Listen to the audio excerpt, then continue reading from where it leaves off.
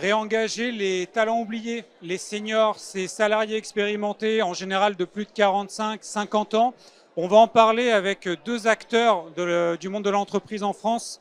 Benoît Durantine, bonjour. Benoît Durantisnes, bonjour Président Nicolas. de Wayden. Wayden, c'est quoi l'activité principale? Vous offrez des managers de transition aux entreprises qui Ouais, se transforment. exactement, Wayden, nous sommes un des leaders en France du management de transition. C'est le fait de faire intervenir des personnes expérimentées qui sont des cadres ou des dirigeants dans des situations de renforcement en mode projet, de remplacement ou de retournement dès qu'il y a des sujets urgents et importants dans des entreprises. Et souvent, les profils que vous mettez à disposition, ce sont des gens qu'on classe donc dans la catégorie senior en raison de leur niveau d'expérience. Si on s'en réfère à À la l'âge. question de l'expérience, oui, effectivement, le mot commun c'est senior. En revanche, senior c'est un terme assez vaste. On va revenir d'ailleurs dessus tout à l'heure. Tongchor, bonjour. Bonjour. Président de Senior Force Plus, association loi 1901. C'est quoi la raison d'être et l'action de Senior Force Plus? Alors, Senior Force Plus est composé que de bénévoles, 100% de bénévoles. Notre objectif, c'est de contribuer à l'amélioration du taux d'emploi des seniors. Et notre mission, c'est de mettre à la disposition des entreprises des outils pour pouvoir évaluer leur employabilité, enfin l'employabilité des personnes de l'entreprise, mettre en face des recommandations. Et enfin, notre autre action, c'est d'organiser des événements pour sensibiliser et engager les entreprises. Et ça, on y reviendra. Donc, il y a le Senior Score, il y a Grace aussi. On prononce en français d'ailleurs ou en anglais? C'est Grace. Grace. C'est le guide de recommandations Ouais. et d'action pour la Une fois carrière et qu'on a fait l'emploi le des seniors. constat, on a des recommandations pour agir. Exactement. Benoît, je me tourne vers vous parce que là, c'est la question à 1 million d'euros. À quel âge on bascule et on devient un senior? Alors si je m'en réfère à l'INSEE, c'est 55 ans. Si je m'en réfère au livre que j'ai écrit qui s'appelle Savoir rebondir après 45 ans, c'est 45 ans parce qu'en fait, on a pris un spectre relativement large qui correspond à peu près au moment où, malheureusement, en France, il y a une espèce d'obsolescence programmée sur les personnes expérimentées. Et puis, si je m'en réfère à mon métier et à mon expérience au quotidien, chez Wayden, on voit plus de 1500 dirigeants par an, on les rencontre physiquement. Je peux vous dire qu'à 60 ans, il y a des gens qui sont super jeunes et à 40 ans, il y a des gens qui sont plus que seniors, voire inquiétants. Et le côté senior, comment ça se traduit dans ce qu'on représente sur le marché?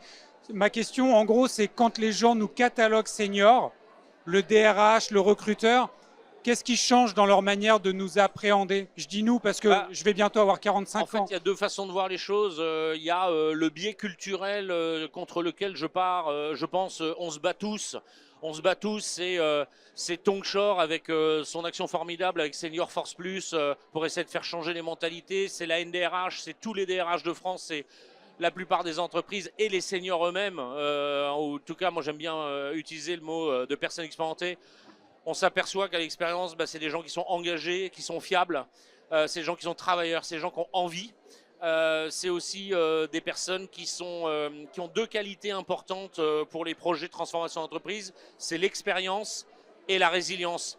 Je disais tout à l'heure à quelqu'un, enfin dans une conférence d'aujourd'hui, en fait, vous voyez, typiquement, l'IA, elle donne de la vitesse, mais elle donne pas du discernement. Et donc, enfin, pas aujourd'hui. Et donc, le senior fait vraiment la différence aujourd'hui. Après, si on s'en réfère aux biais culturels et aux a priori, aujourd'hui, le senior, il fait peur, il est réputé être cher, il est réputé, voilà. Je pense pas que ça soit la bonne façon de penser. Tongchor, on va s'intéresser au Senior Score. Donc, c'est le premier outil de Senior Force Plus. Ça me fait penser, moi, au Nutri-Score. J'imagine qu'il y a un petit clin d'œil, mais comment il marche, ce Senior Score? Alors, très concrètement, en fait, l'entreprise évalue son employabilité, enfin, la politique de l'emploi avec le Senior Score selon 8 domaines d'analyse. Une fois qu'elle a fini à répondre à des questions qui sont réparties dans ces 8 domaines, lui est affiché à l'écran donc le Senior Score. qui est noté donc de A à E, comme le Nutri-Score. Et à côté de ça, elle voit également afficher un radar qui lui affiche en fait les domaines de force et de faiblesse de l'entreprise. Et ensuite prend la main un autre outil qui s'appelle GRACE.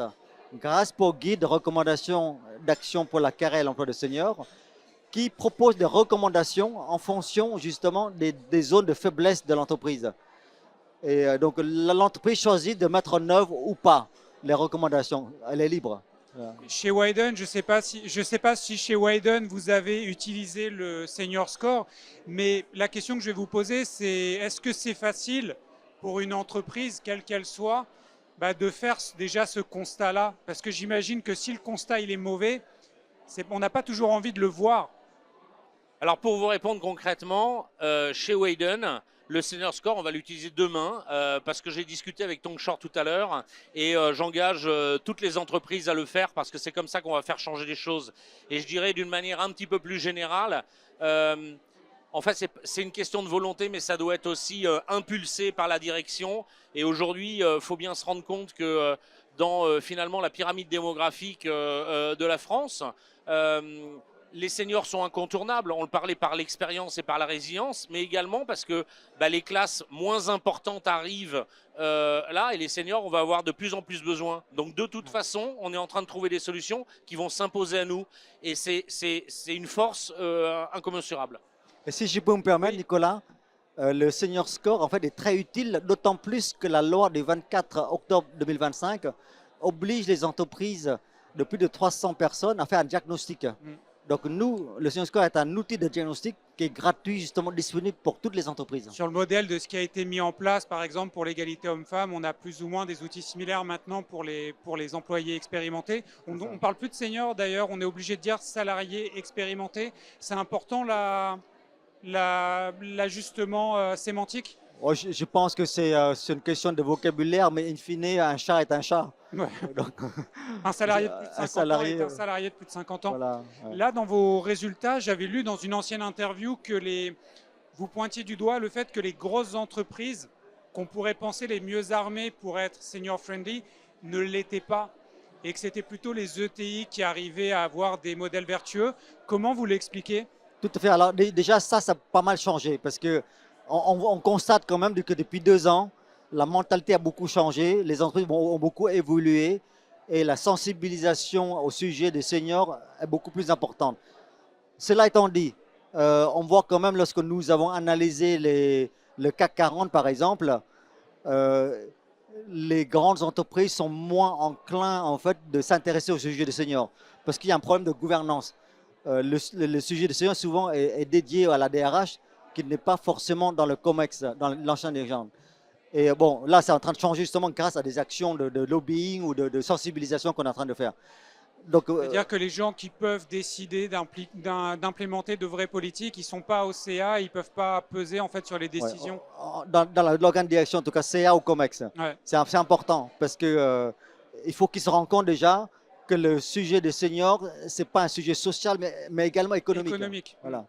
Et oui, les dirigeants, alors je me tourne vers le dirigeant d'entreprise, mais c'est vrai que c'est peut-être plus facile de sensibiliser des recruteurs ou des dirigeants quand on leur montre le coût ou les pertes d'argent du fait de ne pas avoir assez de salariés expérimentés. Il faut peut-être parler de cette manière-là. C'est vrai, maintenant, c'est des débats qui sont difficiles à évaluer. En fait, moi, il y a un curseur que j'aime bien. Vous voyez, moi, notre métier, c'est le management de transition. Qu'on le veuille ou pas, le management de transition, c'est en croissance. Donc, c'est bien qu'il y a une vraie valeur ajoutée à faire intervenir des personnes expérimentées dans les entreprises. Et il y a un autre indicateur qui est sans appel. 96% des clients qui utilisent le management de transition une fois le réutilisent. C'est sans appel. Et en général, vos clients, c'est parce qu'ils manquent de l'expérience dans leurs propres équipes qu'ils font appel à vous? Non, nos clients, ils sont dans des situations tout à coup subies, qu'on qualifie urgent et important. Et ils ont une problématique. En général, ils savent ce qu'ils veulent faire. Ils ne savent pas avec qui le faire. Et en fait, l'idée, c'est de faire intervenir une personne qui est, on va dire, un peu surdimensionné par rapport à la Par rapport à problématique, donc l'entreprise. quelqu'un d'expérimenté, que ça soit avec une dimension managériale ou une dimension technique et opérationnelle, pour que se concentre justement sur le technique ou pour qu'il ne se concentre pas sur le technique ou le fonctionnel. Il sait déjà faire, il se concentre sur le vrai problème de la transformation, parce que le management de transition est un outil pour la transformation des entreprises, et le vrai outil de la transformation des entreprises, c'est les humains, donc c'est le management, donc c'est le fait parce qu'on est en confiance, on sait quoi faire, on s'assoit à côté des acteurs, des stakeholders de la transformation et on les aide. Là, on parle d'une population quand même bien spécifique parce que pour être manager de transition, c'est qu'on a déjà été manager à des postes élevés. Or, le problème des seniors, c'est aussi les personnes non qualifiées. Et ça, c'est le gros nœud du problème, Tongchor. Oui, en effet, c'est un très bon point, justement. C'est pour ça que, comme c'est une population qui ne peut pas se prendre en charge elle-même, entre guillemets, il est important, notamment en termes d'employabilité tout au long de la carrière, c'est très compliqué. Prendre en considération l'emploi des seniors qui sont à faible qualification, entre guillemets, nécessite une meilleure implication d'entreprise, mais également de l'État par des actions très Pour les former en continu, Voilà. pour les aider dans les reconversions peut-être. Pour les former en continu, pour définir des parcours d'expérience, de mobilité, de faire changer de poste, etc. Donc, ouais. Je me tourne vers vous à nouveau, Benoît, parce qu'il y a une question cruciale. Les incidents de carrière, les accidents de carrière, et vous l'avez vécu, puisque votre livre, Rebondir après 45 ans, parle justement d'un licenciement, donc une situation subie. Beaucoup de seniors se retrouvent sur le marché après un licenciement qui est déjà un traumatisme, et ensuite ils doivent se reconfronter aux recruteurs, et en général, ils ne sont pas préparés en fait, c'était pas imaginé. C'est pas préparé, mais vous savez, bon, déjà, si on regarde un peu les chiffres de l'APEC, aujourd'hui, la problématique des seniors, après 50 ans, les ruptures de contrat, elles sont 75% à l'initiative de l'entreprise. Donc on appelle ça comme on veut, licenciement, sortie, etc. Moi, ce que je crois aujourd'hui, c'est contrairement il y a une vingtaine d'années, quand vous faisiez sortir de l'entreprise, c'est que potentiellement il y avait un souci avec vos résultats, votre engagement, votre compétence. Aujourd'hui, c'est plus vrai. Aujourd'hui, il y a des gens mais super bons qui se retrouvent, comme j'aime à dire, entre deux jobs, parce que voilà, je préfère l'appeler comme ça. Simplement, ils sont démunis. C'est quelque chose qui arrive d'un seul coup. C'est même quelque chose d'assez violent. Pourquoi? Parce que ça n'a pas été préparé. Mais la vérité, c'est qu'aujourd'hui, il y a des gens, c'est indépendant de leur volonté, dans le sens où vous êtes un cadre, un dirigeant, et à un moment donné, vous n'êtes plus la bonne personne au bon endroit, parce qu'aujourd'hui, on sait qu'une entreprise, elle se réorganise, il y a une nouvelle équipe qui arrive, où il y a un changement de stratégie, et puis il faut qu'il y ait un changement d'hommes ou de femmes associés, et c'est indépendant de soi. Et souvent, ce qu'on constate, c'est que ces personnes-là, elles le prennent pour elles, comme si c'était un biais culturel historique, qu'on raisonne comme quand on avait 20 ans, où on était à l'école, où tu as mal travaillé et tu sors. Et c'est plus vrai. Ce qui est intéressant dans ce que vous dites, c'est que la personne en question donc, sort de l'entreprise, pas forcément dans une situation d'échec, mais sur le marché du travail, elle va avoir du mal à rebondir parce que les offres disponibles sont souvent sous-dimensionnées pour son profil. C'est qu'il n'y a pas encore, on va dire, tout le schéma n'a pas encore été intégré par le marché. Aujourd'hui, moi, ce que je constate dans l'ensemble des dirigeants qu'on reçoit, et même auprès d'eux, c'est que eux, ils arrivent, ils subissent, ils ont, j'allais dire presque, ils n'ont pas passé leur courbe de deuil. Oui, vous savez, la courbe de deuil, 2 ans, colère, tristesse, refus. Déni. Moi, j'invite les personnes à qui ça arrive à tout de suite se faire coacher, parce que c'est très important pour pouvoir se réengager dans le futur, d'avoir fait fi du passé, et c'est super dur. Moi, j'ai écrit ce livre parce que dans une vie antérieure, je l'ai vécu une fois. Je peux vous dire que c'est quelque chose d'incroyable. Alors, ce qui est assez rigolo pour terminer, c'est en fait, on croit qu'on est nul, on se remet en question et tout ça. Et puis, on a peur du regard des autres. Mais en fait, il ne faut pas avoir peur du regard des autres, parce que vous savez ce qui se passe? C'est que celui qui est en face de vous, il ne se dit pas vous êtes nul, il se dit pourvu que ça ne m'arrive pas. Et quand vous raisonnez comme ça change complètement les choses. J'ai vu passer les chiffres de l'INSEE pour l'année 2023 sur les salariés, les 1% de salariés les mieux rémunérés en France. Et bon, 75% d'hommes, ça c'est encore un autre sujet, mais surtout on a 58% de plus de 50 ans dans les 1% d'actifs les mieux payés. Et Tongchor, ça veut dire quoi? Ça veut dire que senior, en fait, il y a un paradoxe, c'est qu'il y a certains seniors qui s'en sortent très bien, mais certains qui sont en grande difficulté. Et c'est quoi qui fait la différence entre les deux extrêmes? C'est le fait d'avoir un incident dans la carrière? Bah, c'est un peu de tout en fait, il n'y a pas de cas unique. Moi je dirais déjà, la difficulté c'est de rester employable tout le long de Toute sa la vie. carrière, Hmm. toute la vie.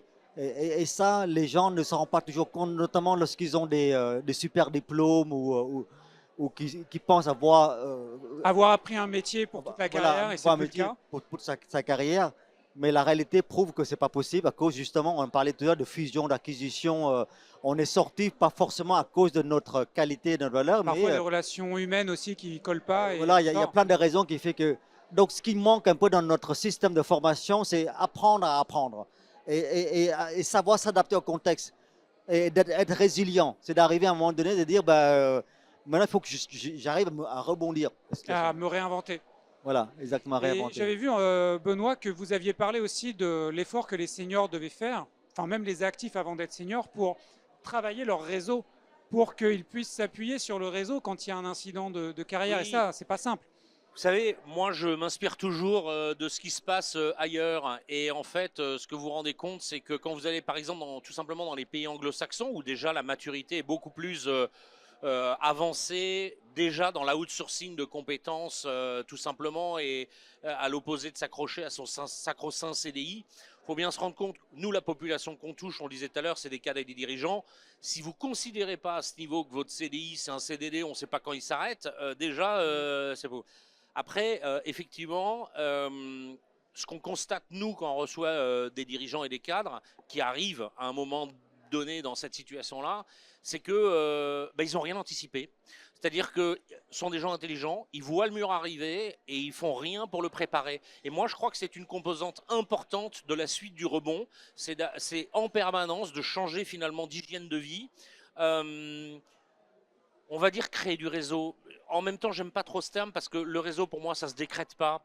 Je pense que ceux qui arrivent, c'est ceux qui font les choses un petit peu tout le temps, de manière non intéressée et donc avec générosité. Au fond, ceux qui font bien le réseau, ce sont les gens qui aiment les autres.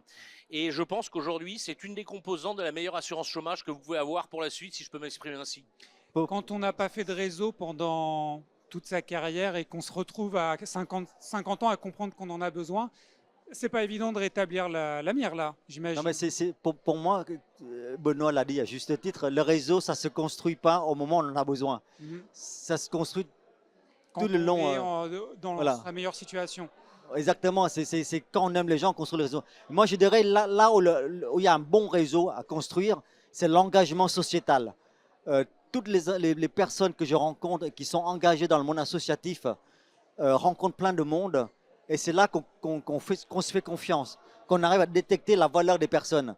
Donc, si une personne, et c'est là aussi qu'on rencontre aussi les dirigeants d'entreprise. Moi, par exemple, depuis 20 ans, je suis engagé dans plein d'associations dans lesquelles sont impliqués des dirigeants d'entreprise. Et avec ces dirigeants d'entreprise-là, ils me font confiance, moi je leur fais confiance. Donc, si j'ai un accident de carrière, je sais que je peux compter sur elles sur ces entreprises, etc. Et vous savez, il ne faut pas désespérer parce que, par exemple, l'autre jour, je discutais avec une DRH française qui est DRH d'un grand groupe américain au Texas, expatrié, et elle me disait, on parlait de ça. Et ce qui est incroyable, elle me disait, c'est qu'aux États-Unis, tous les jeudis soirs ou vendredis soirs, il y a des dîners. Alors ça s'appelle pas réseau, mais l'idée c'est de connecter avec des gens de son horizon différent, voilà. Et c'est engrammé dans la façon de faire des cadres et des dirigeants de faire ça. Et je désespère pas du tout parce qu'en général il y a 10 ans d'écart entre ce qui se passe souvent aux États-Unis et ce qui se passe en Europe et en France. Et là, ce dont on parle là depuis quelques minutes sur l'histoire du réseau, en fait, on parle de marché caché dans le marché du travail. C'est souvent là où il y a les meilleurs postes, mais c'est 10% ou non, c'est plutôt 70% des offres sont cachées. En gros, en faisant son réseau dès l'âge de 30 ans, 35 ans, une fois senior, on est mieux armé pour rebondir quand on a ces incidents. C'est ça le... Oui, alors vous savez quoi, c'est peut-être mon âme d'entrepreneur qui dit ça, mais Pour moi, il n'y a qu'une seule règle, c'est aide-toi et le ciel t'aidera. Hein. C'est bien d'avoir aidé par le monde, mais la différence, elle se fait parce que vous allez faire des actions en résilience, intelligentes, un petit peu sans agacer les gens, et avec beaucoup d'intelligence pour essayer de se Et différencier des autres. anticiper Donc anticiper le réseau l'avenir. caché, évidemment le réseau caché, moi, si je connais quelqu'un, je serais plus enclin à l'écouter même, pas à décider, à l'écouter que quelqu'un que je connais pas, surtout si vous êtes sur sollicité, parce qu'en ce moment, le marché de l'emploi fait que quand vous émettez une annonce, il y a une volumétrie de réponses qui rend difficile la sélection même. Et qui élimine de facto la plupart des seniors dans les process de recrutement, on va dire, ouverts. J'ai envie de vous... Mais vous ça, voulez c'est un répondre stéréotype, ça. Oui, en fait, ça, c'est encore un stéréotype en disant que les seniors Cher, sont chers, exigeant. dépassés par la technologie, dépassés partout, ils ne sont pas à jour au niveau métier, etc. Vous voyez, par exemple, en Suède ou en Finlande, pays pour lequel j'ai beaucoup travaillé dans ces entreprises-là, euh, eux, ils recrutent non pas en fonction du sexe, de l'âge, du genre, enfin, etc., mais en fonction des compétences et de l'expérience. Quelles que soient les personnes, on dit, voilà, est-ce que tu as ces compétences-là, est-ce que tu as cette expérience-là? Si oui, on t'embauche. Il y a pas de sujet. Ce qui se passe en Scandinavie arrive en France combien de temps après par rapport aux États-Unis? Parce qu'on est en retard sur les États-Unis, mais les Scandinaves aussi, ils ont beaucoup d'avance sur nous sur ces sujets-là. Combien de temps on peut espérer Bon, je ne sais attendre? pas si c'est une question de temps, c'est une question de capacité à déjà avoir l'information pour beaucoup. Hein. On est en France et on est peut-être un des pays, alors ça change, mais les moins enclins à regarder l'extérieur parce qu'on a toujours tendance à croire qu'on est le centre du monde. Et ensuite, la capacité à l'engrammer dans l'entreprise, dans la culture et à la déployer. Une question un peu macroéconomique on parle beaucoup de la réforme des retraites qui va normalement être gelée à la fin des discussions sur le budget. Est-ce que c'est la bonne question, l'âge pivot, l'âge de départ, quand on a autant d'actifs qui, à partir de 60 ans, ne sont plus dans l'emploi? Est-ce qu'on ne met pas un peu la charrue avant les bœufs, qu'il faudrait déjà réfléchir à comment faire travailler les gens jusqu'à la fin Ouais. effective de la carrière? Moi, je crois que le vrai problème, c'est pas l'âge à 64 ans, 62 ans. Il y a des pays, Tongan parlait en Finlande, c'est 68 ans, je crois. Et le Danemark a accepté de passer à Ouais, 70. je pense que le vrai problème aujourd'hui, c'est comment je fais mes 10 dernières années. Mm. Et c'est ça qu'il faut résoudre. C'est pas l'âge de la retraite. Modulo, bien sûr, le financement des retraites, ça c'est autre chose. Parce que là, on parle de ces gens qui sont souvent éloignés de l'emploi, même des très beaux profils. Ça condamne une partie des seniors à se mettre en indépendant, par exemple, parce que beaucoup, en fait, vont rebondir en se mettant à leur compte. Et là, ils trouvent peut-être plus facilement du travail. Ben, c'est une manière de rebondir, en effet. Je pense que l'entrepreneuriat, c'est quelque chose qui permet aux seniors de mettre un pied à l'étrier et de Rassurer revenir, les entreprises aussi. voilà, à revenir à l'entreprise. Et c'est pour ça aussi, une de nos actions, c'est aussi d'encourager les entreprises à incuber les seniors qui sont en état d'entrepreneuriat. Nous, notre action porte à la fois sur le maintien en emploi dans l'entreprise, le recrutement, mais également l'encouragement des entreprises à aider les seniors qui créent leur emploi à les incuber chez elles. Parce que lorsqu'on entreprend seul dans son coin, dans sa cuisine, c'est beaucoup plus complexe d'être dans un environnement d'entreprise. Donc ça, c'est un axe aussi qu'on aimerait bien améliorer. Voilà. Moi, je crois que la réponse, elle est dans un nouveau contrat bipartite entre l'entreprise et le senior qui va vers plus de flexibilité. Le senior, il a des compétences expérimentées à offrir et l'entreprise, elle a plus des missions, j'aime à dire des terrains de jeu finalement, qui sont des séquences de temps où on va prendre la pleine valeur ajoutée du senior. Et je crois que le modèle où on va dire, bah tiens, je te garantis telle chaise jusqu'à la fin de ta carrière, il est fini, c'est mort, ça n'existe plus. Il faut raisonner différemment. Et la difficulté, elle est de faire aussi dans l'esprit des seniors, de faire changer les choses.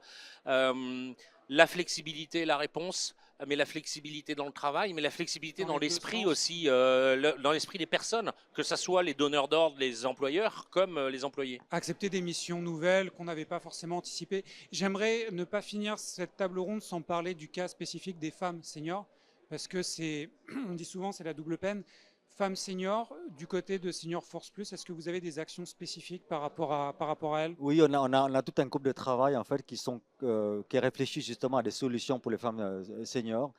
Je dirais même qu'il y a une triple peine si elles sont issues d'une D'une minorité aussi? minorité. Voilà. C'est un vrai sujet, mais heureusement qu'on a beaucoup d'associations et d'entreprises qui se mobilisent autour du sujet des femmes seniors.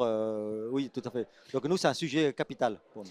Du côté de Widen, dans vos managers de transition, il y a des... Alors, je ne sais pas si on dit managers ou si on dit manager, mais il y a beaucoup de femmes. En fait, pour moi, le sujet, j'ose dire, n'existe pas. Alors c'est vrai qu'il y a une grosse pondération d'hommes par rapport aux femmes, mais il a ses explications. D'abord, nous, on touche que des cadres supérieurs, des cadres dirigeants, donc ils sont membres de comité de direction. Historiquement, malheureusement, c'est plutôt masculin. Et puis il y a un autre phénomène que vous pouvez croiser, qui est que globalement, la moitié des missions se font dans l'industrie. L'industrie, c'est les ingénieurs, et vous savez bien que dans les écoles d'ingénieurs, il y a Ils sont encore 80% peu d'hommes. féminisés. Ouais. Et donc, le mix de ces deux-là fait aujourd'hui qu'il y a une surpondération d'hommes. Néanmoins, vous voyez, depuis une dizaine d'années, le taux de femmes dans l'émission est passé de 18 à 27%. Donc, en fait, c'est une bonne nouvelle. Et je vais même vous dire, dans un monde d'hommes, il faut être intelligent. Souvent, une femme fait la différence. Ouais. Les gens moins représentés font la différence. Merci beaucoup. Alors, Tongchor, je crois que vous aviez un dernier mot parce qu'on va bientôt devoir rendre l'antenne. Vous voulez dire une dernière chose? Mais écoutez, je pense que le sujet des seniors ne concerne pas que des seniors, mais c'est de toutes les générations parce qu'on sera tous seniors un jour. On se le souhaite, en tout cas, de tous devenir seniors. Merci beaucoup, Benoît Durantine, donc président de Widen, et Tongchor, président de Senior Force Plus. Smart Job, c'est fini pour aujourd'hui. On se retrouve dès demain avec le Toliard Noardouin et ce sera de retour dans les locaux de Bismart. À bientôt.